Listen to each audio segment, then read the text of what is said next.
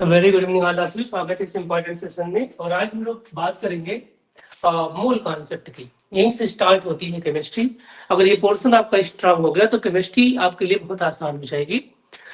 सबसे पहले जब हम बात मोल की करते हैं तो ये आता है कि मोल क्या है सर। तो मोल का जो मतलब है मैं आपको बताने वाला हूँ।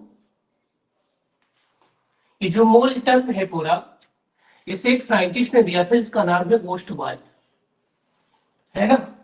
ये इंट्रोड्यूस हुआ था, इंट्रोड्यूस्ड बाय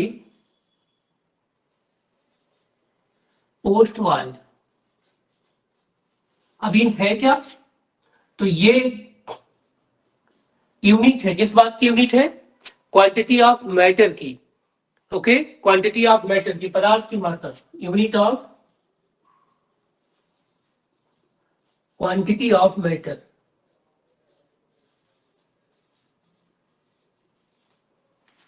मैटर की क्वांटिटी को ही रिप्रेजेंट करता है। कितनी क्वांटिटी को रिप्रेजेंट करेगा, उस कहानी को यहाँ पे समझना है हम लोगों को। कैसे समझेंगे, ध्यान से देखिए आप लोग। एक मोल हो तो किसे कहते हैं, कैसे कहेंगे, वो सारी चीजें एक लाइन में आपको समझना है। ठीक है, 6.02 इंटू 10⁻23 ये एक नंबर है। इस नंबर को आपको याद रखना है। इस नंबर को हम लोग बोलते हैं अवोगाड्रो नंबर। अवोगाड्रो अपने टाइम के बहुत बड़े साइंटिस्ट रहे हैं केमिस्ट्री के फील्ड में। अवोगाड्रो नंबर, एमआईडी अवोगाड्रो इनका नाम था। ठीक है, और इसे ही कई बार हम लोग केमिस्ट डजन के नाम से भी जानते हैं। Chemist dozen. जैसे अगर मार्केट में आप लोग जाते हैं तो आप जब मार्केट डजन की बात आती है तो हमारे जहन में एक ही बात आती है कि एक डजन में 12 आर्टिकल्स होते हैं, क्योंकि हम लोगों ने केलों को ही डजन में लिया था पहले। अब अगर कोई कहता है कि एक दर्जन आदमी खड़े हैं तो आपके जहन में आता है कि 12 लोग होंगे। कोई कहता है एक दर्जन पेन ले आइए तो भी आपके जहन में आता है 12 पेन होगा। कोई कहता है कि एक दर्जन एप्पल ले आइए तो भी अब 12 आएगा, है ना। कोई भी चीज अगर एक दर्जन की बात हो मार्केट में तो 12 चीजें आपके जहन में आ जाती हैं, आपकी निगाहों के सामने छप जाती हैं। ठीक उसी तरीके से केमिस्ट्री में एक नंबर है जिसकी वैल्यू कितनी होती है, 6.02 इंटू 10⁻23। अगर ये नंबर आपके जहन में आ जाए तो इसी का नाम होता है केमिस्ट डजन। केमिस्ट्री का डजन बहुत बड़ा है। ये नंबर इतना बड़ा है कि अगर इतने नंबर के बराबर किसी को पैसे दे दिए जाए, और तब दिए जाए जब उसका बर्थ हुआ है, जैसे जन्म हुआ है, इतना पैसा उसको दे दिया जाए और कहा जाए आप पर सेकेंड 10,000 रुपीज खर्च करिए, तो इसको पूरा खर्च करने में 10⁻10 ईयर लगेंगे। और आपको पता है 10⁻10 ईयर अर्थ की लाइफ टाइम भी नहीं है। पूरी पृथ्वी 490 अरब वर्ष आप लोग पढ़ते हैं, 490 करोड़ वर्ष या 450 करोड़ वर्ष। इसका मतलब कि अर्थ खत्म हो जाएगा, लेकिन वो पैसा खत्म नहीं होगा। एक बहुत बड़ा नंबर है और इस डिफिकल्टी को भी मैं अभी दूर करके बताऊंगा आप लोगों को। तो ये हो गया अवोगाड्रो नंबर। ठीक है, 6.02 into 10⁻23 object of any material equal to be 1 मोल। इतना ऑब्जेक्ट कोई भी चीज आ जाए तो 1 मोल कहलाएगा। तो अब यहीं से कहानी हमारी बनेगी। आप लोग मुझे बताइए, इस नंबर को मैं कहता हूं क्या, n0 या na कह देता हूं, सिंपली na। ठीक है, तो अगर आपसे कहा जाए कि na इलेक्ट्रॉन nw या n0 ही कर लीजिए, na से sorry, n0 electrons equal to, मतलब क्या हुआ, मतलब इसका 1 मोल इलेक्ट्रॉन्स। 1 मोल इलेक्ट्रॉन्स, तो 2n0 इलेक्ट्रॉन का मतलब क्या हुआ, 2 मोल इलेक्ट्रॉन्स।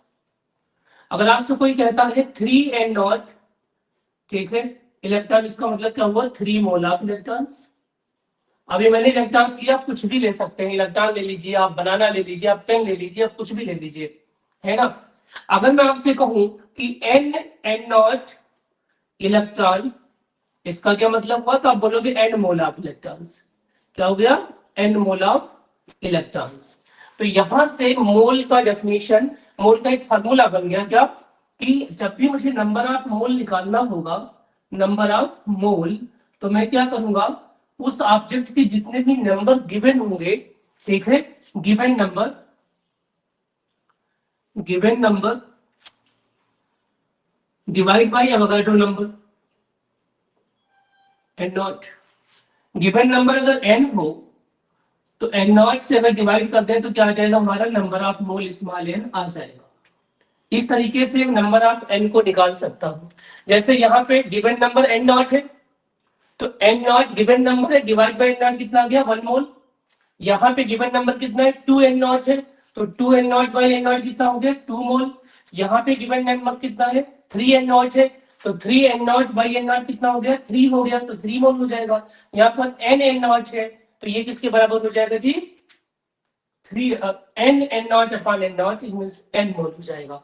तो जब भी मोल निकालना हो तो एक फार्मूला आपके सामने बन के आ गया है कि जिस ऑब्जेक्ट का जितना नंबर गिवन होगा उस नंबर को मैं एवोगाड्रो नंबर से डिवाइड कर दूंगा तो हमारे पास मोल निकल के आ जाएगा। तो इसी हिसाब से अगर मैं आप लोगों से एक क्वेश्चन पूछूं, एक क्वेश्चन है इन ए सिलेंडर, इन ये गैस सिलेंडर, बस आपको टाइप कर देना है इन ये gas cylinder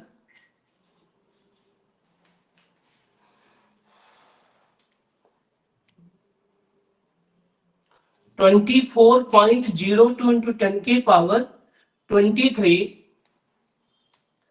helium atom percent, helium atom percent, calculate its मोल। आपको मोल बताना, मैं आंसर दे रहा हूं। आंसर आएगा 2 मोल, बी हो जाएगा 3 मोल, सी हो जाएगा 4 मोल और डी हो जाएगा 0.5 मोल। आपको बस आंसर बता दीजिए आपके हिसाब से क्या है। सभी लोग प्लीज, बहुत बेसिक है और मैं बेसिक अभी 2-3 दिन इस नाते पढ़ाऊंगा जिससे आपको केमिस्ट्री का जो डर है आपके जहन से निकल जाए।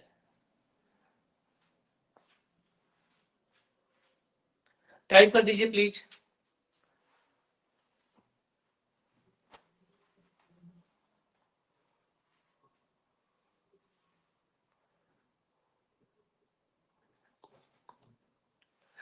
हाँ ठीक है, वेरी गुड। वॉइस बिल्कुल क्लियर है ना मेरी? विजिबिलिटी में और वॉइस में कोई प्रॉब्लम तो नहीं आ रही है?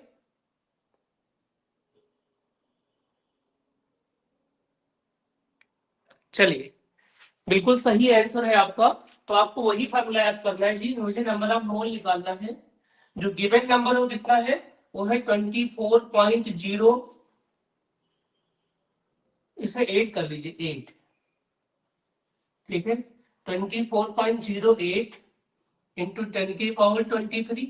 और जिस नंबर से डिवाइड करना हो अवोगाड्रो नंबर, उसकी वैल्यू कितनी होती है 6.02 इंटू 10 के पावर 23। इससे ये कैंसिल आउट हो जाएगा और ये इसका जस्ट 4 टाइम है तो कितना हो गया जी 4 मोल।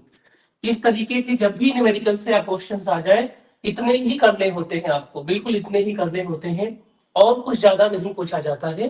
और ये टीजीटी में खूब आते हैं, पीजीटी में भी खूब आते हैं और जहां पर भी केमिस्ट्री का पेपर होगा वहां आपसे ऐसे क्वेश्चंस बार बार पूछे जाएंगे। अगर इसमें जरा सा भी कंफ्यूजन तो आप लोग पूछ लीजिए, फिर मैं आगे बढ़ूंगा। कोई डाउट तो नहीं है?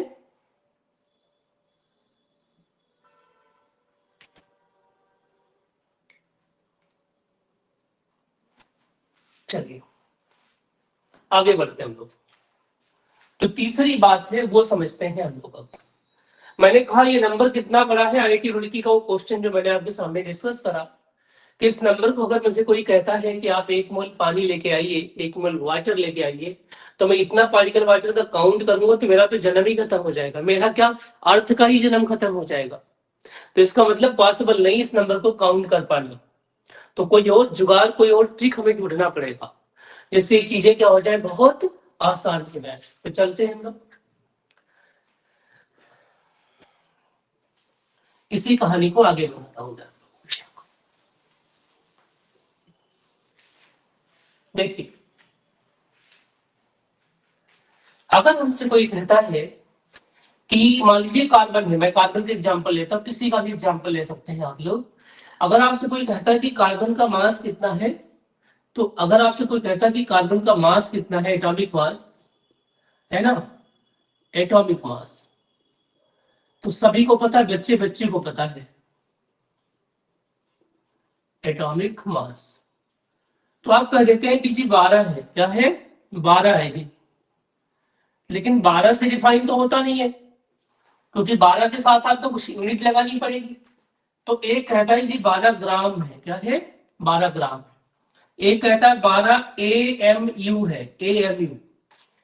ये जो AMU होता है जनरली 1 AMU का मतलब होता है एटॉमिक मास यूनिट। इसे कई बार 1 यूनिफाइड यूनिट कहते हैं, इसे कई बार 1 डाल्टन कहते हैं। इसकी जो वैल्यू होती 1/6.02 इंटू 10⁻23। ये इसकी वैल्यू होती है जब आप इसे सॉल्व करेंगे तो। ठीक है, तो जब आपके पास 12 AMU या 12 यूनिट दिया हो तो इसका मतलब क्या होता है, इसका मतलब होता है मास ऑफ 1 कार्बन एटम। ठीक है, 1 कार्बन एटम। अगर एमओ लगा है तो एक कार्बन एटम का मास है, लेकिन अगर ग्राम लगा है तो इसका क्या मतलब हुआ, इसका मतलब हुआ mass of 6.02 into 10⁻23 carbon atoms, मतलब कि 1 मोल।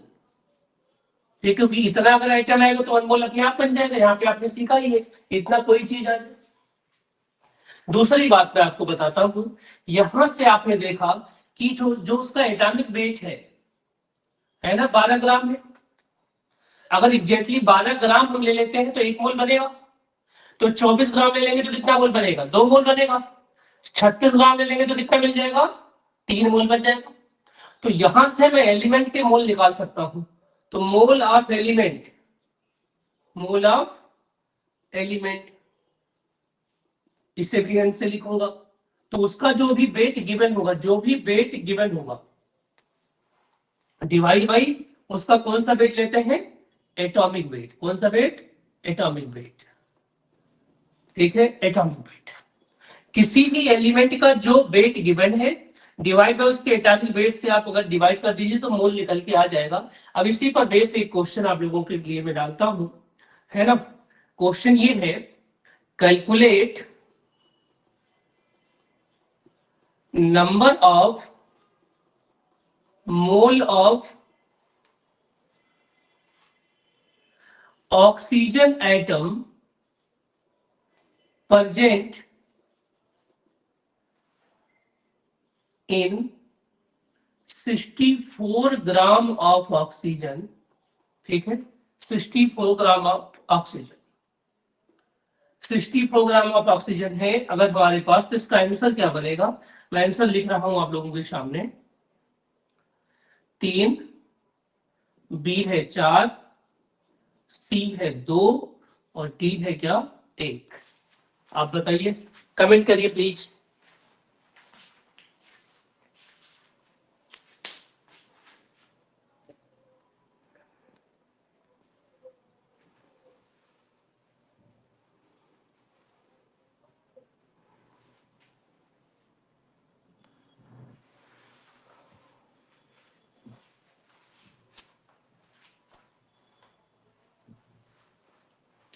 अरे ठीक है, इसका आंसर भी 4 ही आएगा। ठीक है, बिल्कुल सही है। तो हम क्या करेंगे, जब भी नंबर आप मोल निकालेंगे तो जो गिवन वेट है कितना है 64 है, और जो इसका मास होता है टाइम मास वो 16 होता है, तो कितना हो गया जी 4। तो 4 इज द राइट आंसर। तो एक फार्मूला तो ये निकल के आ गया। अब सिमिलरली मैं आपको एक चीज और बता देता हूं। ये तो बात हो गई किसके लिए, एलिमेंट के लिए। लेकिन जब कोई मॉलिक्यूल हो, कोई कंपाउंड हो, जैसे मान लीजिए वाटर है, वाटर एक एलिमेंट ना होकर के एक कंपाउंड है।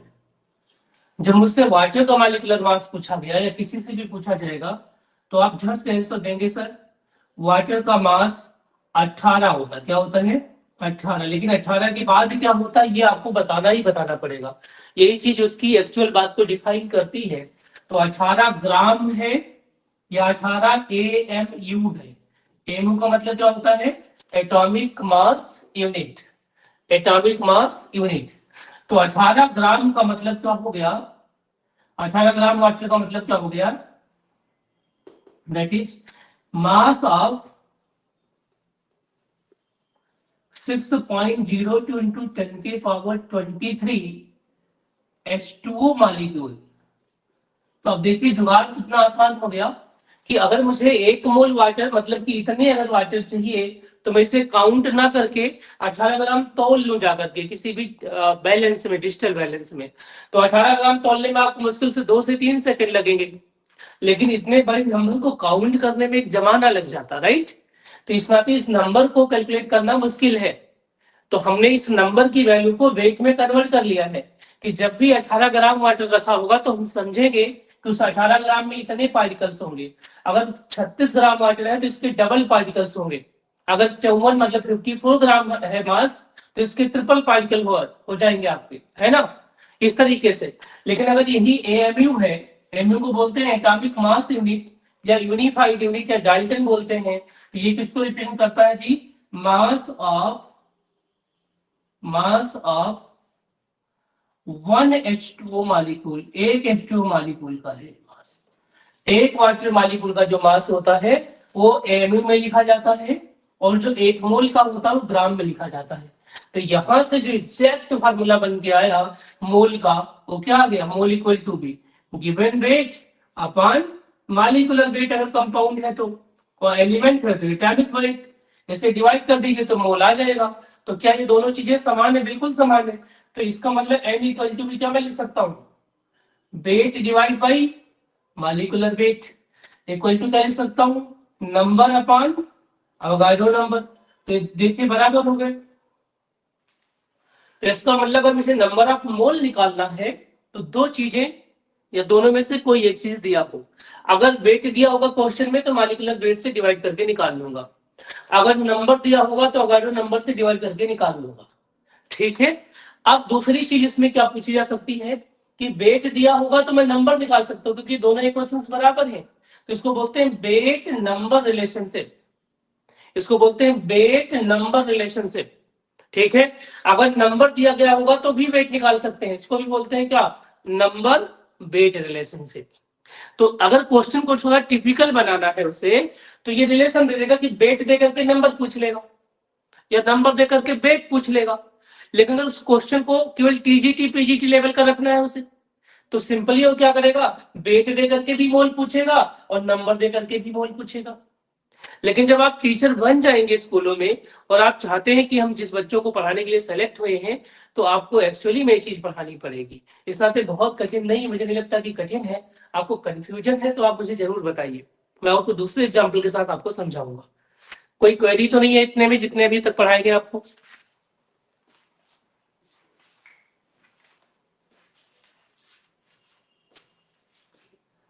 हेलो,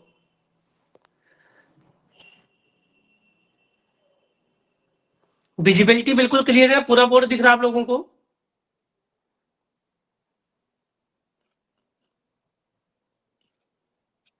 एक सेकंड, एक सेकंड, एक सेकंड। पूजा आपकी ऑडियो,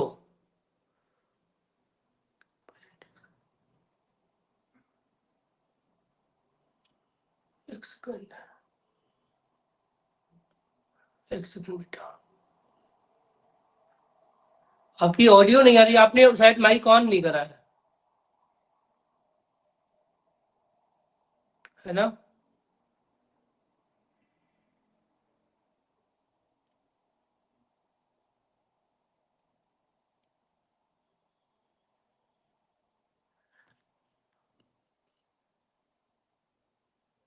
अच्छा, मैं ऑन करता हूँ माइक। ओके बेटा, एक सेकंड, पहले मैं इसे हटा दूं आपका।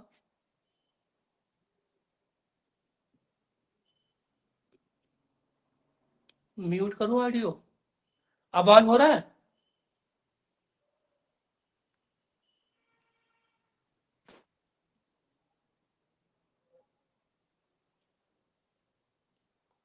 अच्छा, एक second. Student have been muted. Okay okay okay, मैं करता हूँ बेटा।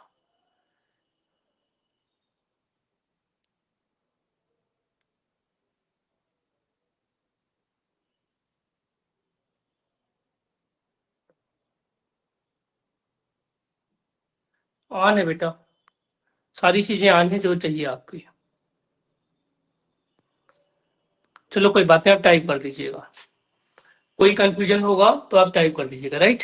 मैं पढ़, चलिए तीसरी बात जो इंपॉर्टेंट है उसको हम लिखने जा रहे हैं। यहां से जो बात समझ में आई हम लोगों को उसे देखिए आप। मोल का डेफिनेशन यहीं से निकल के आया, जो बुक का डेफिनेशन है, क्योंकि बुक के डेफिनेशन स्टेटमेंट टाइप में छप जाते हैं। एनसीईआरटी का डेफिनेशन है तो वो बुक वो आईजीटी छाप दिया जाता है। तो आपने जो चीजें यहाँ पर देखी है कि 6.02 इंटू 10 के पावर 23 कार्बन 12, कार्बन मतलब 12 कार्बन जो होता है, कार्बन का मास 12 होता है, ठीक है। तो कार्बन 12 6.02 इंटू 10 की power 23 carbon 12 atom equal to be 1 mole, ठीक है। तो यहां से डेफिनेशन जो एनसीईआरटी का है वो भी मैं लिख देता हूं आप लोगों के सामने, ठीक है। वो क्या कहा, वो कहता है कि 1 mole is the number of any object, any object. अब ऑब्जेक्ट में क्या हो सकता है, ऑब्जेक्ट में इलेक्ट्रॉन हो सकता है, प्रोटॉन हो सकता है, न्यूट्रॉन हो सकता है, एटम हो सकता है, मॉलिक्यूल हो सकता है, पेन हो सकता है, इंसान हो सकते हैं, डंकी हो सकता है, कुछ भी हो सकता है, ये दुनिया का कोई भी वस्तु, ठीक है। 1 mole is the number of any object which is just equal to, किसके इक्वल है, just equal to the number of atoms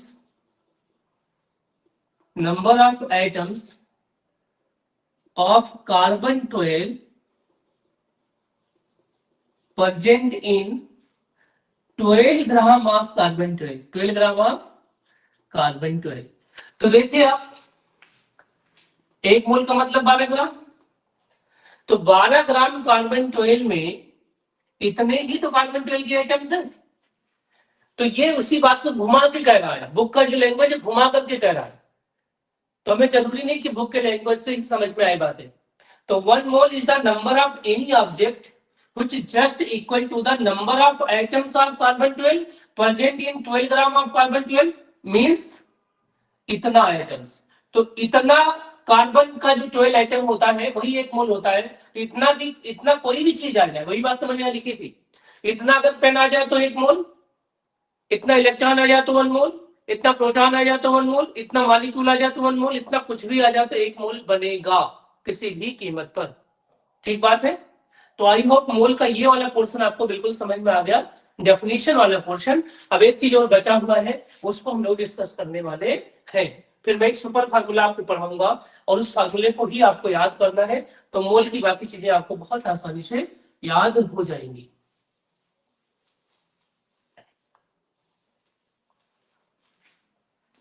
कोई कंफ्यूजन तो नहीं ना, ठीक है। चलिए अब हम एक टर्म याद करते हैं वॉल्यूम का, ठीक है। एक कंडीशन होता है बच्चों, एक गैस, आइडियल गैस का एक क्वेश्चन होता है, देखिए आइडियल गैस इक्वेशन, जैसे एक आइडियल इंसान की बात की जाती है, एक आइडियल मैन की बात की जाती है, जैसे हम भगवान राम की बात करते हैं कि वो पुरुषोत्तम है, आइडियल है ना, जो उस टाइम की गिवन सर्कमस्टांसेस थे उसको उन्होंने फॉलो अप करा, चाहे रिलीजियस हो, सोशल हो, कुछ भी, लोगों के हिसाब से। हमारे आपके हिसाब से चीजें फिट होती नहीं है, ये नहीं मैटर करता है, या किसी पर्टिकुलर आदमी के हिसाब से कोई आइडियल हो सकता है, हालांकि कोई एक्चुअली में आइडियल नहीं है, मैं आइडियलिटी को नहीं मानता, क्योंकि आइडियलिटी एग्जिस्ट नहीं कर सकती, ना मैं आइडियल हूं ना आप आइडियल हो, कोई भी आइडियल नहीं हो सकता। लेकिन गैसें आइडियल हो सकती हैं कब, जब टेम्परेचर क्या हो, हाई हो, और प्रेशर क्या हो, लो, ठीक है। हाई टेम्परेचर पे, लो प्रेशर पे गैसें क्या होती है, आइडियल बिहेवियर शो करती हैं। ये जीएस का बहुत इंपॉर्टेंट पार्ट है, यूपीएससी में बार बार पूछा गया है फ्री में। अब ध्यान से सुनिए आप इसको, यहां से अगर आप आइडियल गैस इक्वेशन को पढ़ते हैं तो इस इक्वेशन का नाम है क्या, PV is equal to be NRT. Believe नहीं होगा आपको, टीजीटी में, पीजीटी में बार बार पूछा जाने वाला इक्वेशन, इस पे क्वेश्चन ना आए ऐसा हो ही नहीं सकता। P into V is equal to be NRT. तो अगर मुझे वॉल्यूम निकालना है किसी भी गैस का तो क्या हो जाएगा, ये n हो जाएगा number of mole, into R हो जाएगा गैस कांस्टेंट, इंटू टेम्परेचर हो जाएगा और डिवाइड बाई क्या हो जाएगा, प्रेशर। तो ये दोनों चीजें तो फिक्स है, लेकिन टेम्परेचर और प्रेशर क्या हो सकती है, वेरी हो सकती है। तो इन्हीं टेम्परेचर और प्रेशर को वेरी करने की कुछ कंडीशंस है हमारे पास, उन्हीं कंडीशंस को आज हम लोग पढ़ेंगे। ठीक है, तो जैसे देखते हैं, एक कंडीशन होता है STP। क्या, STP, इसका मतलब होता है स्टैंडर्ड टेम्परेचर एंड प्रेशर। यहां पर क्या होता है, टेम्परेचर हमारा लिया जाता है, टेम्परेचर लिया जाता है 0 केल्विन, 0 डिग्री सेंटीग्रेड। तो इसका मतलब होगा 273 केल्विन।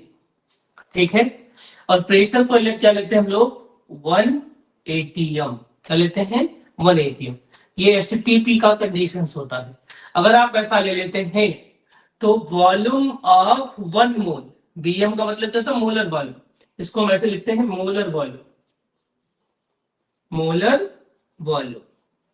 ठीक है, मतलब कि volume of 1 mole, molar volume का मतलब क्या हुआ, volume of 1 mole of any gas, any gas at STP कितना आएगा, 22.4 लीटर आएगा। कितना आएगा, 22.4 लीटर। जो ये पुरानी बुक्स है उसमें यही वैल्यूज है और आपको यही मानना पड़ेगा। नई बुक्स में चीजें चेंज हो गई है, तो क्वेश्चन नई बुक से बन नहीं रहा है, नई बुक का STP चेंज हो गया है। ये पुरानी बात थी, तो हम पुरानी बात पे क्वेश्चन आते साथ मैं इसी को पढ़ाऊंगा। 22.4 लीटर्स, ठीक है, 22.4 लीटर। जब भी 22.4 लीटर कोई भी गैस होगी, कोई भी गैस 22.4 लीटर लेके आएंगे तो उसका 1 मोल बनना चाहिए ही चाहिए। अभी मैं वो बात बता दूंगा जो नाउ आज के टाइम का है ना। मॉडर्न STP चेंज हो गया है, मॉडर्न STP चेंज हो गया है। वो कितना है जी, मॉडर्न STP में जो टेम्परेचर है वो तो वही है, 273 केल्विन ही है, लेकिन प्रेशर घट गया है। अब आपका एटमॉस्फेरिक प्रेशर घटा हुआ है, 1 बार है। बार और एटीएम में बार छोटी यूनिट है, ठीक है, बार क्या है, छोटी यूनिट है, बैरोमीटर से निकाली गई बार। अब यहां से जब ऐसा होता है तो मोलर वॉल्यूम की वैल्यू कब बढ़ जाती है, क्योंकि जब प्रेशर घटेगा तो वॉल्यूम बढ़ेगा, जब प्रेशर घटेगा तो वॉल्यूम बढ़ेगा। देखिए प्रेशर और वॉल्यूम में क्या इनवर्स रिलेशन है, तो कितना आएगा, ये आएगा 22.7 लीटर।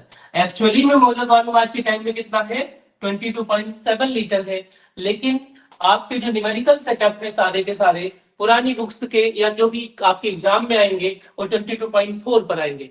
लेकिन अगर कहीं क्वेश्चन आ गया ऐसा कि आप बताइए कि 1 मोलर या मोलर वॉल्यूम कितना होता है गैस का STP पे, तो अगर दोनों ऑप्शन है तो आप इसे टिक करेंगे। लेकिन कैलकुलेशन में मैं इसी को लूंगा क्योंकि इसी पर सेटअप है सारा का सारा, तो आपको कंफ्यूज नहीं करना है। एक्चुअली में आपको जानकारी सही देनी है, रिसेंट देनी है।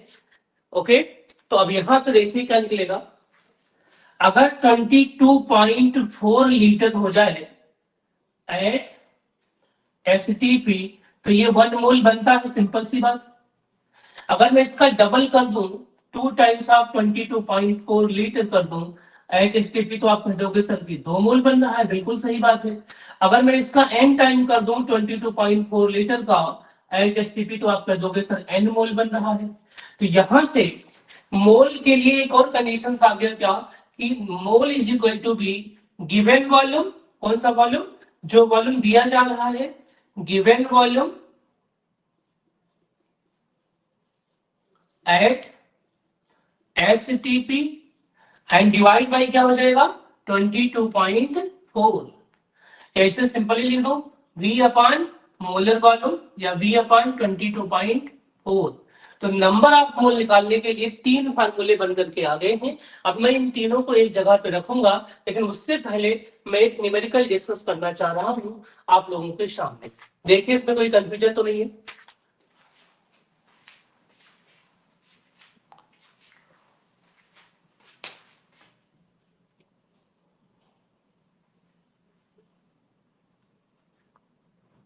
ठीक है,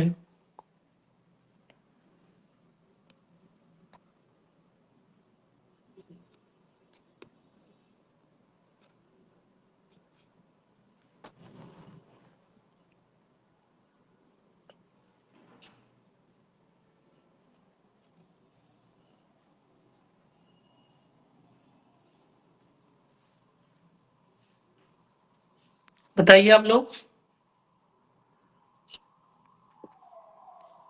कोई दिक्कत तो नहीं है ना?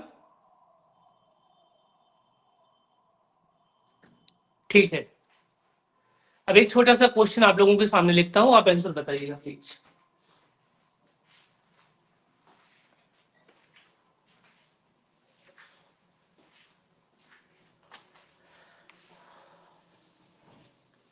बिल्कुल फार्मूला आपके सामने है।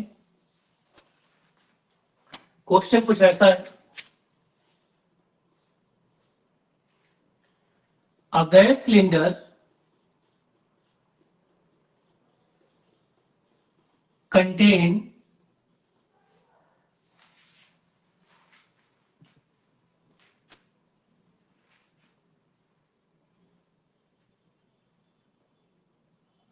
67.2 liter O2 gas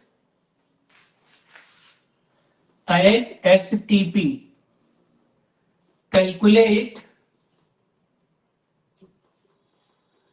mole of O2 in cylinder.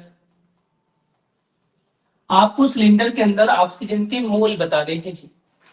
तो बताइए, ऑप्शन दे दूं मैं, 1 मोल, बी 2 मोल, सी 3 मोल और डी 4 मोल। सोल्यूशन भी दूंगा, आपके सामने ही दूंगा। क्या होगा, टाइप करिए फटाफट।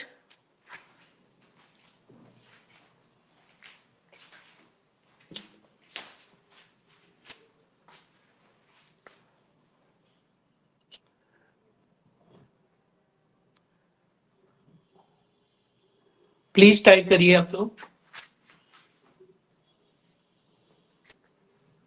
67.2 लीटर है।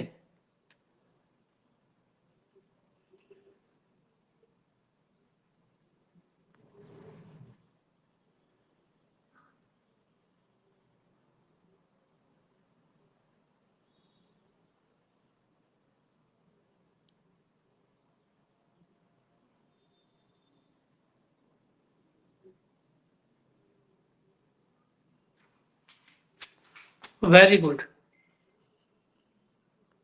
बिल्कुल सही है, बिल्कुल सही है, बहुत सुंदर। तो आपने सिंपली क्या कहा कि सर मुझे नंबर ऑफ मोल निकालना है, तो वॉल्यूम जो गिवन है एसटीपी पर गिवन जितना वॉल्यूम है उसे ऊपर रख दूंगा 67.2 और नीचे 22.4। ये जस्ट इसका 3 टाइम्स है, तो क्या आंसर हो जाएगा 3। इतना सा ही बात करना था, ठीक है। कई बार आपको एसटीपी पे चीजें दी नहीं होंगी। अगर एसटीपी पे चीजें दी नहीं होगी तो आपको कन्वर्ट करना पड़ेगा। उस कन्वर्जन को भी मैं सिखा देता हूँ, ठीक है, उस कन्वर्जन को भी मैं सिखा देता हूँ। देखिए क्या है, यही वाला एक क्वेश्चन है, P V is equal to be N R into T, right. Pressure volume is equal to mole of gas into R into T. इसमें ये चीजें क्या है, कांस्टेंट है, तो मैं इसको ऐसे लिख सकता हूं, P V upon T is equal to be constant. अगर मैं अमाउंट को भी कांस्टेंट ले लेता हूं तो, वैसे वेरिएबल ये भी हो सकता है। अगर एक कांस्टेंट है तो क्या बनेगा, P1 B1 upon T1 equal to P2 V2 upon T2।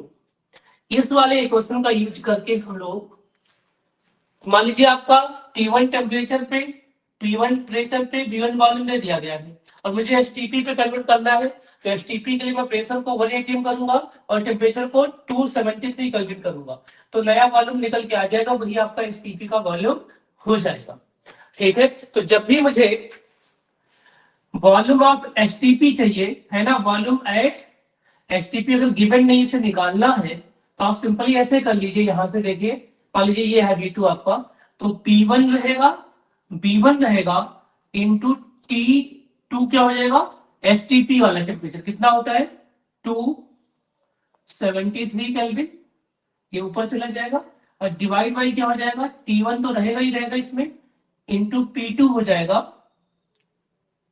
और P2 कितना हो गया 180। तो जब भी हमें एसटीपी में किसी भी गैस का वॉल्यूम निकालना हो, तो जो गिवन प्रेशर आपका है, जो गिवन वॉल्यूम है, जो गिवन टेम्परेचर है, उसमें ऊपर 273 से मल्टीप्लाई कर लीजिए बस, तो वो वॉल्यूम एचटीपी पे कन्वर्ट हो जाएगा, और एचटीपी पे कन्वर्ट होने के बाद आप इस फार्मूले में पुट कर दीजिए, इस वाले फार्मूले में जो वॉल्यूम आए उसे 22.4 से डिवाइड कर दीजिए, तो आपका एग्जैक्टली मोल निकल के आ जाएगा। अब मोल निकालने के 3 तरीके हैं, मोल निकालने के 3 फार्मूले बन गए हैं। अगर नंबर दिया गया होगा तो एवोगाड्रो नंबर से डिवाइड करूंगा, अगर हमारा वेट दिया होगा तो मॉलिक्यूलर वेट से डिवाइड करूंगा, अगर हमें वॉल्यूम दिया गया होगा तो 22.4 से डिवाइड करूंगा। इन तीनों सिचुएशन में मोल निकल करके आ जाएगा। इन तीनों सिचुएशन को एक साथ अगर हम रख दें तो इस फार्मूले का नाम होता है सुपर फार्मूला। पूरी केमिस्ट्री को गवर्न करने वाला फार्मूला आप लोग पढ़ रहे हैं, ठीक है। यहां से मोल निकाल सकते हैं, तो इनको मैं एक साथ रखने वाला हूं।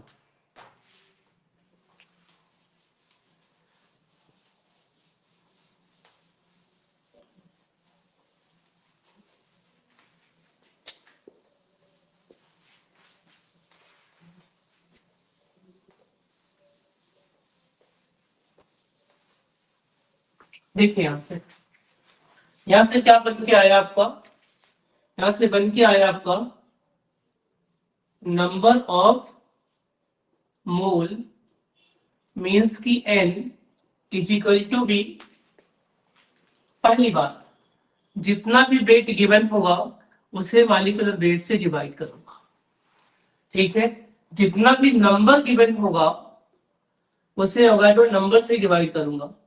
जितना भी वॉल्यूम गिवन होगा किस पर, एट एस टी पी, तो उसे किस पर डिवाइड करूंगा जी, 22.4 से। ओके, तो यहां से बहुत आसानी से मैं मोल निकाल सकता हूं। अब अगर मुझे कोई कहता है कि वेट और वॉल्यूम रिलेशनशिप बताइए कैसे होगा, इससे डरते हैं लोग, वेट वॉल्यूम रिलेशनशिप चाहिए, ठीक है, इसका रिलेशन चाहिए मुझे। वेट को वॉल्यूम के साथ को रिलेट करना है तो क्या हो जाएगा, वेट के लिए formula weight upon molecular weight equal to be volume upon 22.4। तो अगर वेट दिया है तो वॉल्यूम निकाल लूंगा, और वॉल्यूम दिया गया है तो वेट निकाल लूंगा। इसको बोलते हैं वेट वॉल्यूम रिलेशनशिप। दूसरा क्या रिलेशनशिप बन सकता है जी, मोल वेट रिलेशनशिप, ये दिया ही गया आपके साथ। मोल मास रिलेशनशिप,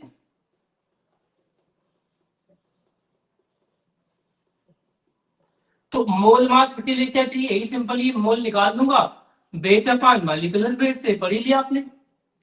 फिर मोल वॉल्यूम रिलेशनशिप, मोल वॉल्यूम रिलेशनशिप, इसमें क्या करूंगा, मोल दिया है तो वॉल्यूम निकाल लूंगा, अगर वॉल्यूम दिया गया है तो मोल निकाल लूंगा। ऐसे हम नंबर ऑफ पार्टिकल को वॉल्यूम के साथ को रिलेट कर सकते हैं बहुत आसानी से। अब देखिए, मैंने कल के लेक्चर में आप लोगों को बताया था, जो लास्ट लेक्चर हुआ था, कि एटॉमिसिटी क्या होती है। तो अगर मैं आपसे यहाँ पे एटॉमिसिटी पे क्वेश्चन पूछूं, जैसे मान लीजिए ओजोन है, क्या है हमारा, ओजोन। ओजोन गैस के बारे में आप लोग पढ़े ही हैं। इसका जो मॉलिक्यूल है, ठीक है, O3 है, कितना है, O3 इसका सिंबल होता है। O3 मॉलिक्यूल है, तो ये 3 ऑक्सीजन आइटम से बना हुआ है। तो अगर मैं आपसे कहूं कि जब मैं 1 मोल ओजोन लूंगा, 1 मोल ओजोन ले लूंगा, तो 3 मोल ऑक्सीजन आइटम मिलेंगे, नहीं मिलेंगे, 3 मोल ऑक्सीजन आइटम मिल जाएंगे। सिमिलरली अगर मैं कहूं O2 की बात अगर आपसे करूं, O2, तो O2 में 2 ऑक्सीजन आइटम है। तो जब 1 मोल ऑक्सीजन मॉलिक्यूल होगा O2 होगा सिंपली, है ना, कुछ नहीं दिया गया तो मॉलिक्यूल ही मानेंगे। अगर 1 मोल ऑक्सीजन मॉलिक्यूल, इसका मतलब 2 मोल ऑक्सीजन का एटम है। तो अब इसी पर एक क्वेश्चन आप लोग बताइए, क्वेश्चन क्या है, इन 4 मोल शुगर, 4 मोल शुगर मतलब चीनी, calculate mole of carbon atom. एक 4 मोल शुगर दे रहा हूं उसमें कार्बन का मोल बताना है, तो आंसर ए है 12, आंसर बी है 24, आंसर सी है 36, आंसर डी है आपका 48। आंसर बताइए प्लीज। अगर आप इसी तरीके से कंप्लीट केमिस्ट्री सीख जाते हैं या साइंस सीख जाते हैं, गारंटी लेता हूं कोई भी पीजीटी आपसे निकलेगा पहली बार में, है ना। और ये इसका एग्जाम्पल मैं हूं, मैंने सारे पीजीटी एग्जाम निकाले पहली बार में, चाहे केबीएस हो, चाहे एनबीएस हो, चाहे ईपी पीजीटी हो, टीएसएसबी हो, सारे। तो आपको दिखने में लग रहा है कि बहुत बेसिक बात है, मैं आपको पढ़ा रहा हूं, ये बेसिक बात नहीं है, ये बहुत जरूरी बात है। इसे बेसिक समझ के लोग पढ़ने से इनकार कर देते हैं, इसे क्यों पढ़ना। देखिए आप लोग प्लीज, तो कार्बन एटम्स निकालना है। हम जानते हैं कि फार्मूला क्या होता है सुगर का, C12H22O11 होता है। तो बताइए इसके एक मॉलिक्यूल में कितने कार्बन है? 12 है, 12 कार्बन आइटम है एक में, ठीक है। तो आप बताइए 4 अगर मोल ले लूं, 4 मोल ले लूं C12H22O11 के, तो कितने हो जाएंगे? एक में 12, तो 4 में कितने? 4 गुणे 12, ठीक है, मोल कार्बन आइटम्स। तो 12 और 4 कितना हो गया? 48। तो 48 मोल कार्बन आइटम आपका बनेगा। तो क्या आंसर बन जाएगा जी?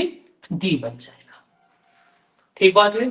सिमिलरली अगर आपसे मैं एक क्वेश्चन और पूछूं, तो वो अब आपको बताना है।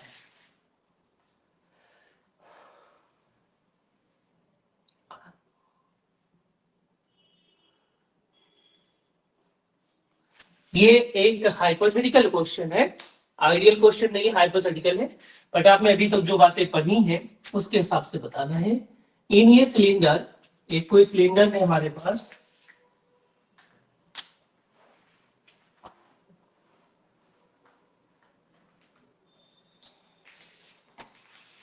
इन ये cylinder, okay,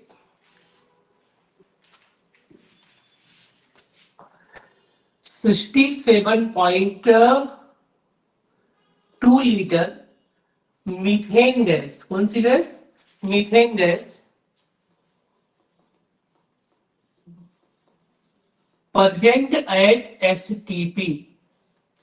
Okay, calculate mole of hydrogen atom in this cylinder. Answer हम लोगों को बताना है, ए, बी, सी और डी।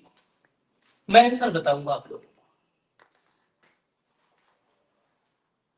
3 मोल, 3 मोल हो गया, 6 मोल, 9 मोल और 12 मोल। निकाल के भी बताऊंगा आपको, हर एक चीज बताऊंगा।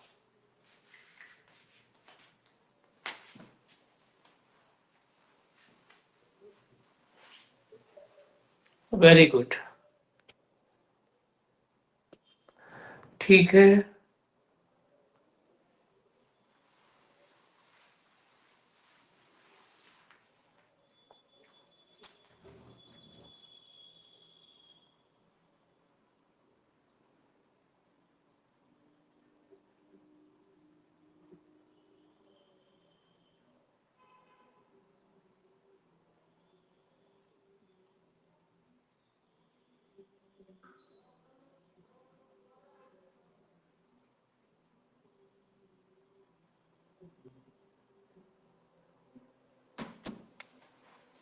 आगे बढ़ू, चलिए। अब इसमें कॉन्सेप्ट 2 लगाने हैं जी। पहले मोल निकालना है, फिर नंबर बताना है, मतलब आइटम बताने हैं मोल। तो पहले CH4 का मोल देख लीजिए। तो मोल ऑफ CH4 जो निकलेगा, उसका जो वॉल्यूम गिवन है कितना लीटर है जी? 67.2 लीटर गिवन है। इसे डिवाइड किससे करेंगे आप? 22.4 से। आंसर कितना आएगा आपका? 3 मोल, ठीक है। तो यहां से देखिए CH4 कि एक मोल में 4 हाइड्रोजन आइटम है, एक में है 4, तो 3 मोल CH4 में कितना हो जाएगा? एक में है 4 तो 3 में कितना हो जाएगा बेटा? 3 इंटू 4 मोल हाइड्रोजन आइटम। तो कितना आंसर आएगा आपका? 12 मोल हाइड्रोजन एटम। 12 मोल हाइड्रोजन एटम आपका आ जाएगा। इस तरीके से हम क्वेश्चंस बहुत आसानी से कर सकते हैं, कोई भी क्वेश्चन। चलिए अब आगे बढ़ते हैं लोग।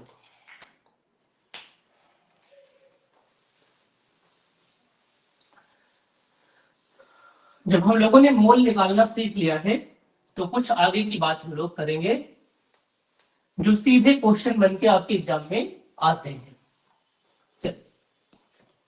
एक टर्म आता है डेंसिटी, बहुत इंपॉर्टेंट टर्म है केमिस्ट्री के लिए और एक साइंस के स्टूडेंट के लिए डेंसिटी को समझना है ना। डेंसिटी जीएस का भी बहुत इंपॉर्टेंट टॉपिक है।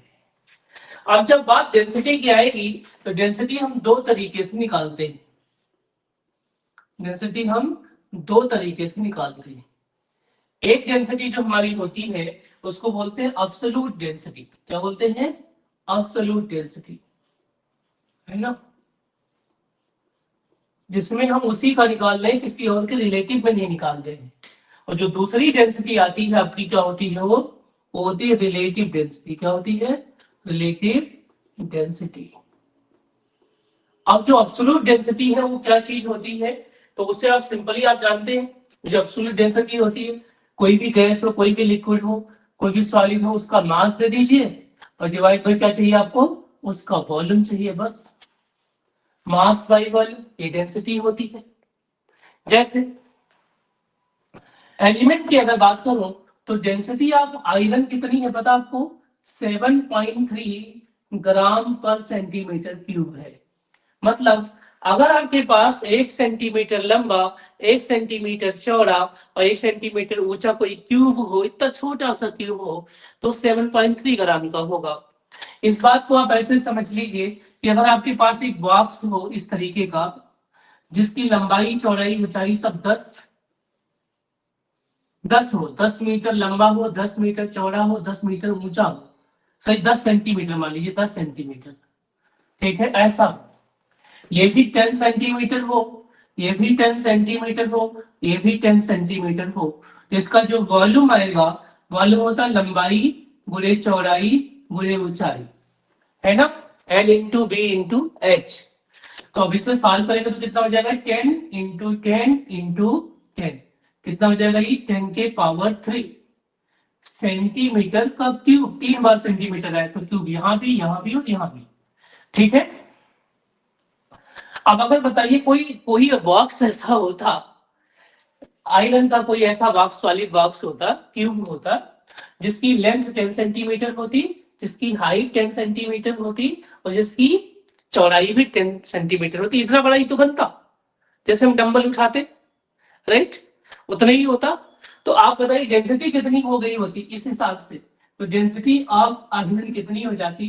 डेंसिटी ऑफ 10 के पावर 3 सेंटीमीटर क्यूब आयरन कितनी हो जाती? 1 सेंटीमीटर क्यूब का 7.3 है, तो 7.3 इंटू 10 के पावर 3 ग्राम पर सेंटीमीटर क्यूब। इतने ग्राम को 1 किलोग्राम कहते, तो 7.3 केजी हो जाता।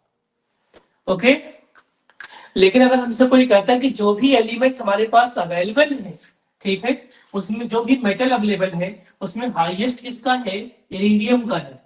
इरिडियम, डी इरिडियम, इसका होता है 22 पॉइंट, बहुत सारी बुक्स में 61 लिखा गया है, और ओस्मियम का जो होता है वो होता है 22.23 होता है। इरिडियम का ओस्मियम से ज्यादा होता है, इरिडियम का सबसे ज्यादा होता है जितने भी मेटल हमारे पास प्रेजेंट है, ग्राम पर सेंटीमीटर क्यूब।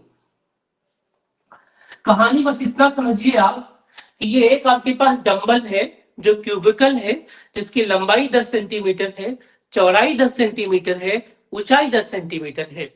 अगर लोहे का बना हुआ है तो उसका टोटल मास 7.3 केजी हो जाएगा, लेकिन अगर वही ओस्मियम का बना है तो 22.23 केजी का हो जाएगा। अगर वो इरिडियम का है तो 22.61 kg का हो जाएगा। कितना गुना बढ़ रहा है, 7 कहाँ और 22 कहाँ, है ना। अगर मैं इसी को 10 की जगह पे 100 कर देता, 100 सेंटीमीटर मतलब 1 मीटर चौड़ा, 1 मीटर ऊंचा, 1 मीटर लंबा, तो ये 10 के पावर 6 हो जाता। 10 की पावर 6 की अगर बात करेंगे, 10 की पावर 6 की अगर आप बात करेंगे तो आप कहेंगे सर 10 की पावर 6 में तो 6 जीरो हो जाएगा जी, है ना, ऐसा हो जाएगा। ये हो गया आपका यूनिट, इकाई, दहाई, सैकड़ा, है ना, हजार, 10,000, लाख, 10 लाख। सोचिए, तो 10 लाख से 7 मल्टीप्लाई होगा, 10 लाख से 22 मल्टीप्लाई होगा, है ना। तो जो 70 लाख बनना तो बहुत ज्यादा हो जाएगा। इस तरीके से आप 1 लाख होगा आई थिंक, 10 की पावर 6, इकाई, दहाई, सैकड़ा, हजार, 10,000, लाख, 10 लाख, ठीक, जो भी हो। तो ये डेंसिटी का कमाल है। डेंसिटी चेंज होते ही मास बहुत कई गुना बढ़ जाता है, ठीक है। जैसे आप कहते हैं केमिस्ट्री में कि सर जो आइस की डेंसिटी होती है, जो बर्फ की डेंसिटी होती है, डेंसिटी ऑफ आइस, वो डेंसिटी ऑफ वाटर से कम होती है, ठीक है। क्यों? क्योंकि आइस में एक हेक्सागोनल रिंग सा बन जाता है, ठीक है। और उस जो टेट्राहेड्रल आपके पास बनते हैं, और ये ऑक्सीजन है, ये हाइड्रोजन इसके हैं, ठीक है, ये ऑक्सीजन है किसी और का, उसके हाइड्रोजन भी हो सकते हैं, किसी और का हाइड्रोजन है, तो यहाँ पर एयर भर जाती है, ठीक है। क्या बन जाती है? एयर। टेट्राहेड्रल शेप होता है हर एक आइटम का, ओके। तो इसी वजह से आइस हल्का होता है, किससे? वाटर के कंपेयर में। तो जब आप देखते हैं आइसबर्ग, आपने पढ़ा होगा जियोग्राफी में, है ना, तो आइसबर्ग क्या होता है, समंदर में बड़े बड़े आइसबर्ग क्या होते हैं, तैरते रहते हैं ऐसे, है ना। पूरा का पूरा आप कह सकते हैं आधा कनाडा, पूरा उत्तरी ध्रुव, आधा रशिया, ऐसे ही तो है, इसमें आइस जमा हुआ है। और जब ये समंदर में जमता है तो उसके ऊपर तैरता रहता है। और जब ग्लोबल वार्मिंग होगी, टेम्परेचर इंक्रीज होगा, तो इससे मेल्टिंग स्टार्ट होगी। जब इससे मेल्टिंग स्टार्ट होगी तो आप सभी लोग जानते हैं कि जब मेल्टिंग स्टार्ट होगी तब ये पिघलेगा, जब पिघलेगा तो पानी का लेवल बढ़ेगा, और जो भी शहर वाटर बॉडी के किनारे होंगे, मतलब समंदर के किनारे होंगे, दुनिया की जितने बड़ी शहर हैं, दुनिया के जितने बड़े शहर हैं, इंडिया के ही नहीं, वो सब समंदर के किनारे हैं या नदियों के किनारे हैं। क्योंकि नदियों को कहा जाता है सभ्यता का पालना। जहां नदियां होंगी वहीं ह्यूमन सिविलाइजेशन डेवलप हो पाएगी। ये बहुत ही पुराने टाइम से है। इस नाते गंगा को माता माना गया है, इस नाते सरस्वती को माता माना गया, यमुना को माता, क्योंकि नदियों ने ही इंसानों को पाला है। दूसरी बात, जो मॉडर्न साइंस है, जो सॉरी मॉडर्न जो एरा है, उसके लिए जो आपका समुद्री मार्ग होता है वो बहुत आसान होता है व्यापार के लिए। इस नाते समुद्र के किनारे बड़े बड़े शहर डेवलप हुए, जैसे बॉम्बे, क्योंकि वहां सामान मिलना आसान है, ले जाना। लेकिन जब ऐसा होगा तो जो जो भी शहर समुद्र के किनारे वो पहले डूब जाएंगे।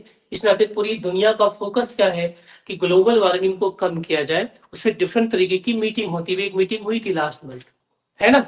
तो आप लोग उससे करंट अफेयर्स में भी पढ़ते रहेंगे। तो ये तो बात होगी हमारी डेंसिटी की। अब बात आती है कि रिलेटिव डेंसिटी में सर हम क्या करेंगे, है ना। रिलेटिव डेंसिटी में हम क्या करेंगे?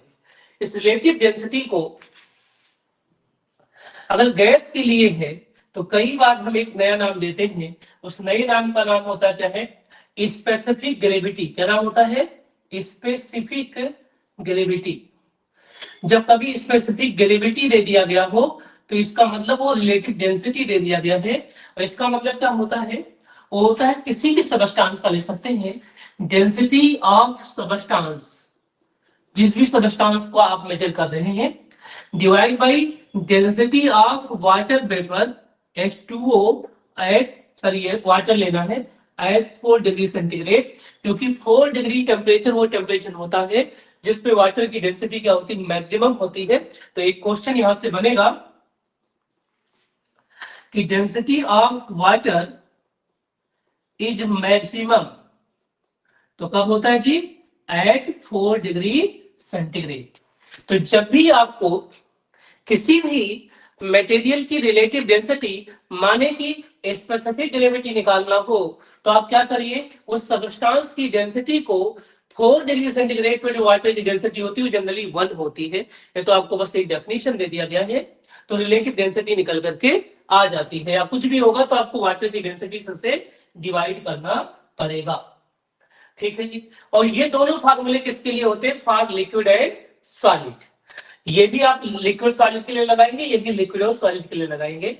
जब हम गैस के लिए बात करेंगे तो फार्मूले का थोड़ा सा रूप चेंज हो जाएगा। यहाँ तक अगर कोई कंफ्यूजन है तो आप टाइप करेंगे कि कंफ्यूजन है, और नहीं तो प्लीज नो टाइप करिए, तो फिर मैं आगे बढ़ू।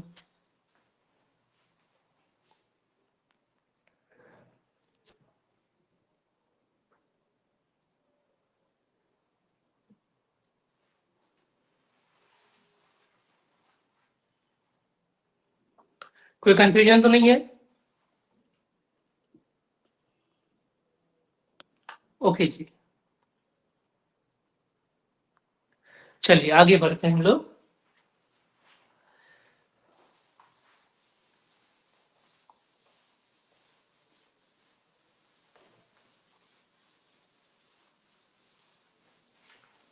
गैस के लिए सेम चीज यूज करेंगे हम लोग, लेकिन टर्म बदल जाएगा।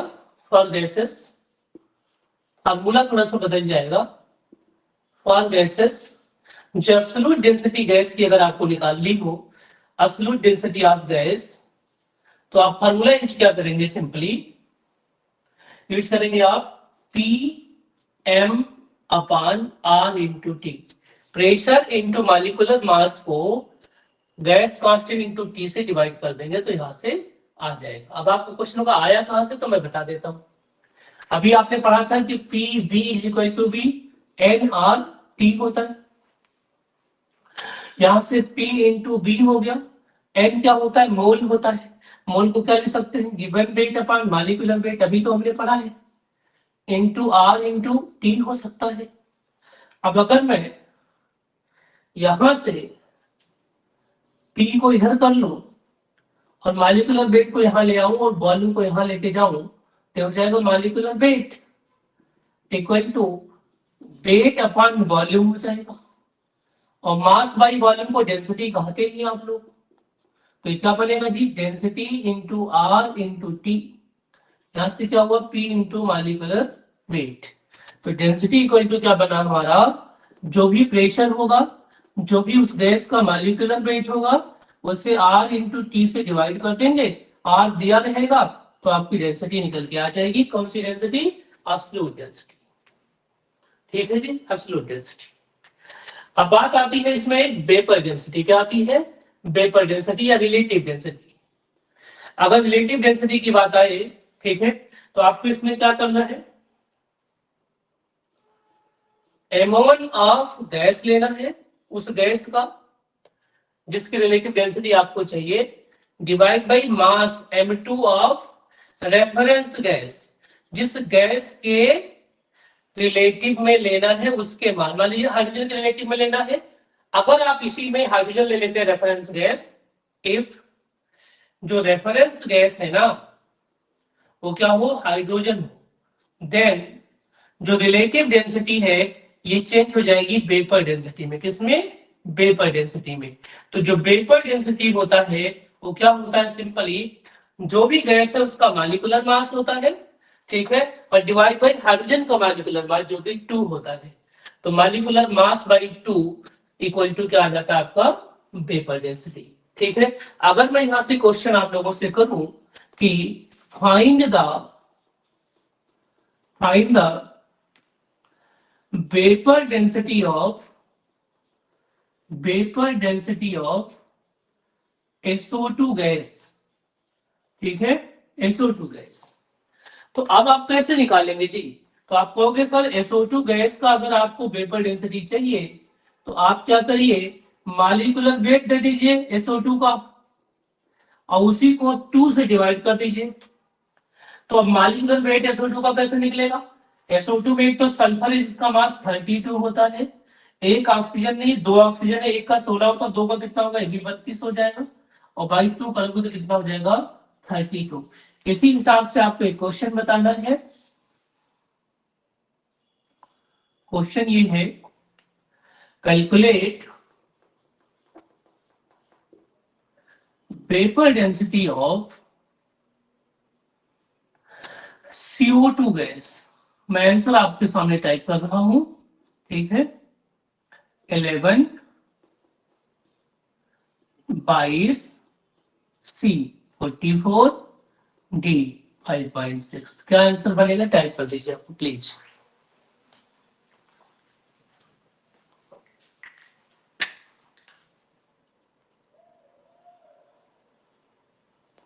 RD is the relative density. RD क्या है? Relative density. जैसे कोई भी गैस है SO2 का किसी और गैस के रेस्पेक्ट में, तो उस गैस का मास भाई जिसके रेस्पेक्ट में निकाल लें उसका रिलेटिव मतलब कंपेरिजन। जैसे मान लीजिए कि आपसे पूछा जाए कि कोई आदमी सलमान खान से कितना सुंदर है उनके कंपेयर में, ठीक है, या राजपाल यादव के कंपेयर में कितना सुंदर है। ऐसी कोई गैस है उसकी डेंसिटी निकालनी है किसी और गैस के रेफरेंस में। अगर वो रेफरेंस गैस आपकी हाइड्रोजन हो जाए तो हम इसी चीज को वेपर डेंसिटी के नाम से जानते हैं। अब बताइए आंसर क्या बनेगा?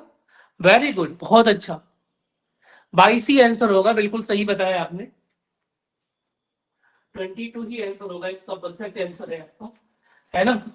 तो यहां से अगर हम देखें तो हम कह सकते हैं कि जो रिलेटिव डेंसिटी ऑफ CO2 आएगा, इसका मास होता है 44 और डिवाइड बाई 2 करेंगे तो कितना आ जाएगा? 22। तो इसी तरीके के क्वेश्चन एग्जाम में आपके आते हैं और भरे होते हैं एग्जाम में क्वेश्चन, ऐसी बात नहीं है ना। आप कोई भी क्वेश्चंस पेपर उठा के देखेंगे तो यहाँ से बहुत क्वेश्चंस आते हैं और बार बार आते हैं। अब इसी पर मैं एक चीज आपको और पढ़ा देता हूँ तो और आसान हो जाएगा आपके लिए।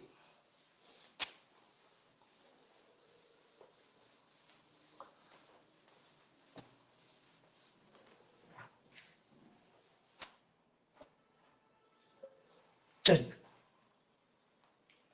यहीं से एक टर्म आता है केमिस्ट्री का कि कोई मॉलिक्यूल बनता कैसे होगा। जैसे कोई बिल्डिंग बनती, तो बिल्डिंग बनाने का अपना एक रूल होता है। अगर आप शहर में बिल्डिंग बनाते हैं तो आपको नक्शा पास कराना पड़ेगा इंजीनियर से। जैसे खाना बनता है, मान लीजिए हम सब्जी बना रहे हैं, रोटी बना रहे हैं, तो उसका अपने एक रूल तो है कि कितना ग्राम सब्जी लेना है, उसमें कितना नमक डलेगा, कितना मिर्च डलेगा, कितने टाइम तक आप उसे गर्म करेंगे। बिना रूल की कोई चीजें गवर्न नहीं होती, ठीक है।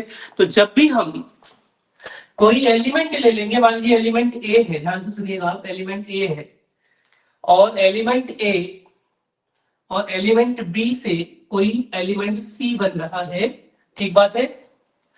यह इसके आगे जो लिखा होता है उसको हम बोलते हैं इसका कॉफिशिएंट, सोशियोमेट्रिक कॉफिशिएंट, ये है आपके पास, राइट। तो एक कंपाउंड सी बन रहा है किन्हीं दो कंपाउंड ए और बी से या दो एलिमेंट ए और बी से। तो किसी भी कंपाउंड का बनना किसी न किसी रूल से गवर्न होगा, ठीक है। किसी न किसी मॉलिक्यूल का फॉर्मेशन होना किसी न किसी नियम के तहत बनेगा। तो उस टाइम के जो फेमस साइंटिस्ट थे, इनमें से एक फेमस थे एंटोनियो लेवाचियर, है ना। एंटोनियो लेवाचियर की कहानी बहुत अनोखी है। वो इतने ज्यादा मगन थे, उन्होंने जो क्रिस्टलें थे जिन्होंने ऑक्सीजन की खोज की थी और जो हाइड्रोजन की डिस्कवरी हुई, उससे जो आपका कंपाउंड बना H2 plus half O2 is equal to be H2O, है ना। ये 2 ग्राम है और ये 16 ग्राम है, तो ये 18 ग्राम है। इसी पे उनका रिसर्च चल रहा था उस टाइम। तो उनकी नई नई शादी हुई, तो वो अपनी वाइफ से बात नहीं करते थे, अपनी लाइफ में रहते थे। तो एक दिन, 1-2 हफ्ते हो गए, तो उनकी वाइफ रोती हुई गई उनके पास, उनसे बोली आपने शादी मुझसे क्यों की जब आप मुझसे बात नहीं करते। तो उन्होंने आंसर क्या दिया कि आपकी आंखों से जो निकल रहा है उसमें एक कंपाउंड है जिसमें हाइड्रोजन 2 ग्राम है और ऑक्सीजन 16 ग्राम है। मतलब वो 2:8 के रेशियो, 1:8 के रेशियो में जब हाइड्रोजन और ऑक्सीजन कंबाइन होते हैं तो बनता है। ये उनका स्टेटमेंट था एंटोनियो लेवाजियर का। इस लेवल का समर्पण रहा होगा, है ना। तभी तो उनको हम फादर ऑफ मॉडर्न केमिस्ट्री के नाम से जानते हैं। तो हमें क्या समझना है कि ये जो दो एलिमेंट की कॉम्बिनेशन से एक मॉलिक्यूल बन रहा है, तो इसको गवर्न करने के लिए कुछ रूल होंगे, है ना। तो गवर्निंग रूल ऑफ, है ना, governing rule of formation of compound या मॉलिक्यूल, ठीक है। किसी कंपाउंड या मॉलिक्यूल को बनाने के लिए कुछ रूल होंगे जो उसको गवर्न करते हैं। उन्हीं रूल को एक नाम दे दिया गया है और उस नाम को आप सभी लोग जानते हैं। क्या नाम है जी? उसे बोलते हैं लॉ ऑफ केमिकल कॉम्बिनेशंस। क्या बोलते हैं? Laws of chemical combination. इसे जरूर पढ़ के जाना होता है अगर आप टीजीटी में सेलेक्ट होना चाहते हैं पहली बार में। Laws of chemical combination. देखिए अब ये क्या होंगे? ये कुछ रूल होंगे, कुछ ग्रुप ऑफ रूल होंगे, सेट ऑफ रूल होंगे जो किस बात को गवर्न करेंगे कि कोई कंपाउंड बनेगा या नहीं बनेगा, और बनेगा तो किस कंडीशन में बनेगा।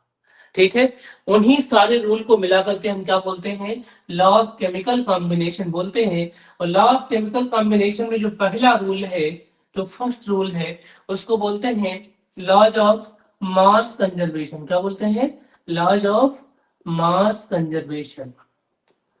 मास कंजर्वेशन। ठीक है, ये किसे, इसको दिया किसने था? तो रशियन साइंटिस्ट लोमोनोसॉव ने भी इसके बारे में बात की है, और साथ में एंटोनियो लेवाजियर। Antonio Lavoisier. ठीक है, ये रूल क्या क्या कहता है वो सारी बातें मैं आपके सामने डिस्कस करने वाला हूं। रूल कहता है कि मान लीजिए कि A2 है और B2 है, और इससे आपको कोई C2 बन रहा है, तो ये बोलते हैं इसमें चूंकि law of energy, law of mass conservation तरीके से एनर्जी कंजर्वेशन जैसा है। ठीक है, तो ये कहते हैं कि इन दोनों का जो टोटल मास होगा इसके मास के बराबर होगा। तो कहते हैं वेट ऑफ A2 जितना लोगे, वेट ऑफ B2 जितना लोगे, इन दोनों को जोड़ लीजिए तो वेट ऑफ C2 के बराबर होगा। मतलब मास कंजर्व होगा। मास क्या होगा? कंजर्व होगा। मास तभी कंजर्व हो सकता है जब एटम कंजर्व हो। इसका मतलब ये एटम इकोनॉमी की बात करता है। किसकी बात करता है? एटम इकोनॉमी की बात करता है। ये कहता है कि जब आप कार्बन का एक एटम लेंगे, ऑक्सीजन के दो एटम लेंगे, तो CO2 ही बनेगा। इसका मतलब केमिकल रिएक्शन के अंदर एटम डिस्ट्रक्ट नहीं हो सकता, एटम खत्म नहीं हो सकता। अगर यहाँ कार्बन एटम है तो इधर कार्बन मिलेगा, यहाँ 10 कार्बन एटम, इधर भी 10 कार्बन एटम ही मिलेगा। जितना एटम आप किसी भी एलिमेंट का रिएक्टेंट के साइड में लेंगे, उतना ही एटम उसी एलिमेंट का प्रोडक्ट साइड में मिलना चाहिए। इसको बोलते एक और नया नाम दे देते हैं, मतलब यहीं से निकल के आया है प्रिंसिपल ऑफ एटॉमिक कंजर्वेशन। क्या आया है? Principle of atomic conservation. इसका मतलब एटम कंजर्व है, और जब एटम कंजर्व है तो दोनों साइड एटम बराबर होने चाहिए, और जब मैं दोनों साइड एटम को बराबर करता हूं तो रिएक्शन बैलेंस हो जाता है। इसका मतलब यहां से रिएक्शन बैलेंसिंग का कॉन्सेप्ट आया है ना? बैलेंस रिएक्शन से मिलेगा। तो हमसे कई बार क्वेश्चन आता है कि केमिकल रिएक्शंस को बैलेंस करने का कॉन्सेप्ट किस लॉ से लिया गया है या कौन से लॉ से दिया गया है? तो आप बोलोगे लॉ ऑफ मास कंजर्वेशन से एक नया कॉन्सेप्ट निकल के आया, जिसका नाम है प्रिंसिपल ऑफ एटॉमिक कंजर्वेशन। और प्रिंसिपल ऑफ एटॉमिक कंजर्वेशन ही जिम्मेदार है किसी भी रिएक्शन के बैलेंस होने के लिए, क्योंकि इस रूल को फॉलो किए बिना कोई इक्वेशन लिखा नहीं जाएगा। तो अगर रिएक्शन बैलेंस हो या ना हो, मैं पक्की सी बात बता दूंगा, अगर इधर एक कार्बन इधर एक ही कार्बन होना चाहिए, है ना? तो अगर आपको ये रूल पता हो तो रिएक्शन सेकंडों में बैलेंस होंगे। जो रेडॉक्स में बड़े बड़े कैलकुलेशन करने होते थे, अब आप देखेंगे 10-15 सेकंड में क्वेश्चन सॉल्व हो जाएगा। बस आपके जहन में ये आपका कॉन्सेप्ट बैठ जाए तो। अब देख लीजिए आप, कार्बन के एक मोल का मास 12 ग्राम होता है, ऑक्सीजन के एक मोल का मास 32 ग्राम होता है, 12 और 32, और CO2 के एक मोल का मास 44 ग्राम होता है। तो क्या मैं 12 और 32 को जोड़ दूं तो 44 होगा या नहीं होगा? बताइए। होगा। फोटोसिंथेसिस देखिए, फोटोसिंथेसिस का प्रोसेस देख लीजिए आप लोग। आप कहते हैं कि अगर हमारे पास 6 CO2 हो जाए और 12 वाटर हो जाए, और हमने एक पिगमेंट होता है जिसका नाम है क्लोरोफिल, है ना, उसके प्रेजेंस में सनलाइट के फोटोन्स आने लग जाए, तो इससे बनेगा क्या? ग्लूकोज बनेगा, C6H12O6 बनेगा, और साथ में क्या और मिलेगा उसे भी देख लीजिए आप। क्या मिलेगा? 12 ऑक्सीजन यहाँ पे, 12 यहाँ पे, 24 ऑक्सीजन, अच्छे चलेंगे तो कितना हो गया जी? 18, मतलब 9 और 2 कर सकते हैं। बैलेंस रिएक्शन, चलिए रिएक्शन को छोड़िए, बैलेंस रिएक्शन में मतलब नहीं है, अभी नहीं बैलेंस तो आप देख लेंगे। इधर इधर कितने कार्बन, 6, तो इधर कितने कार्बन है, 6। इधर हाइड्रोजन कितने हैं, 12 है ना, कितने जी, 12 हाइड्रोजन है। तो अब 12 हाइड्रोजन को बैलेंस कर, इधर 24 हाइड्रोजन, इधर बाहर क्या करूं मैं इसको 2 से मल्टीप्लाई कर दूं, या इसको 2 से मल्टीप्लाई करके इस चीज को 2 से मल्टीप्लाई कर दूं।